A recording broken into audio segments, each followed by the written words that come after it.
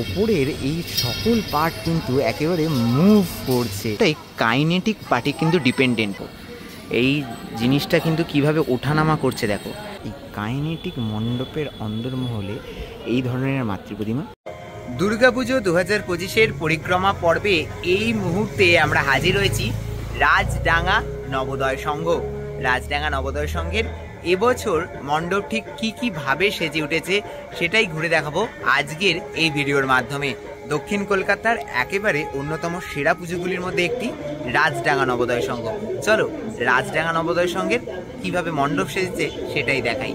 এই মুহূর্তে চলে এসেছি রাজডাঙ্গা নবোদয় সংঘের এবছরের পুজো মণ্ডপের সামনে।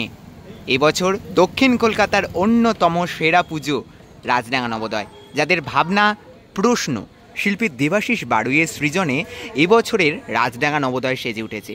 আর আমি ধীরে ধীরে মণ্ডপের অন্দরমহলে এগিয়ে যাব এবং তোমাদের সাথে ভাগ করে নেব ঠিক কীভাবে সেজে উঠেছে রাজডাঙ্গা নবোদয়। মণ্ডপের ভেতরে ঢুকে যেন মনে হচ্ছে যেন অন্য জগতে প্রবেশ করে গেছি। বিরাট বিরাট আয়তনের একটি মণ্ডপ এবছর আমরা দেখতে পাচ্ছি এই রাজডাঙ্গা নবোদয়ের সঙ্গে। প্রশ্ন ভাবনাকে নিয়ে সেজে উঠেছে তাদের মণ্ডপ।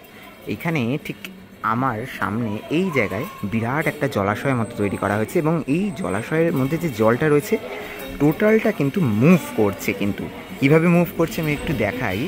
এখানে কিন্তু একটা এরকম কাইনেটিক পার্ট রয়েছে, এরকম ইনস্টলেশন হয়েছে কাইনেটিক পার্ট, যেটা কিন্তু ওঠা নামা করছে কনস্ট্যান্টলি এবং এই জলের মধ্যে একটা স্রোতের সৃষ্টি করছে। ঠিক ওই পাশেও আরও একটা কাইনেটিক পার্ট রয়েছে।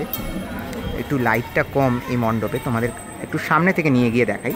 তো মোটামুটি এইভাবেই কিন্তু রাজডাঙ্গা নবোদয়ের সঙ্গে যে মূল মণ্ডপের অন্দরমহলটা দেখতে পাবে।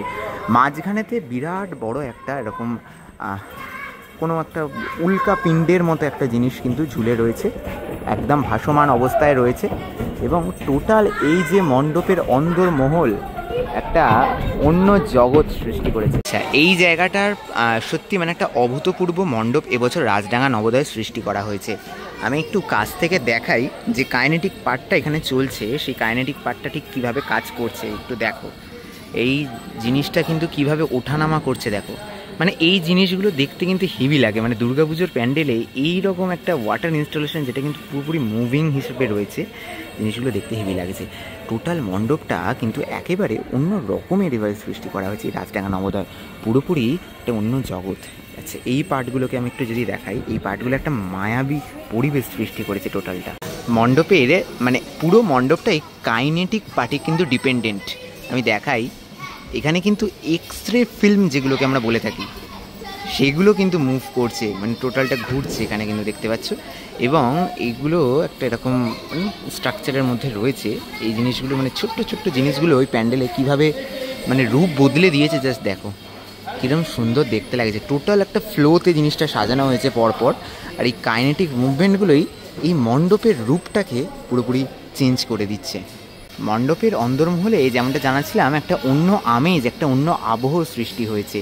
এখানে দেখাই, ওপরের এই সকল পার্ট কিন্তু একেবারে মুভ করছে, এটা দারুণ লাগছে। মানে দূর থেকে জিনিসটা দেখতে এই কালো ব্যাকগ্রাউন্ডের ওপর কিন্তু জিনিসটা দারুণ লাগছে।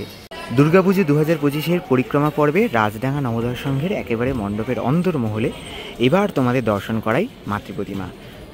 এখানে মাতৃপ্রতিমাকে একেবারে ভিন্ন ভঙ্গিতে আমরা দেখতে পাচ্ছি। এটা অন্য রকমের মাতৃপ্রতিমা এবছর রাজডাঙ্গা নবোদয়ের সঙ্গে সেজে উঠেছে এবং অবশ্যই মায়ের প্রতিমা একেবারে মুখশ্রীটা দেখে অসাধারণ লাগছে। মানে টোটাল একটা এই কাইনেটিক মণ্ডপের অন্দরমহলে এই ধরনের মাতৃপ্রতিমা সম্পূর্ণরূপে সেজে উঠেছে এবং বিশাল বড় মাতৃপ্রতিমা। এই মাতৃপ্রতিমা দেখতে অসাধারণ লাগছে।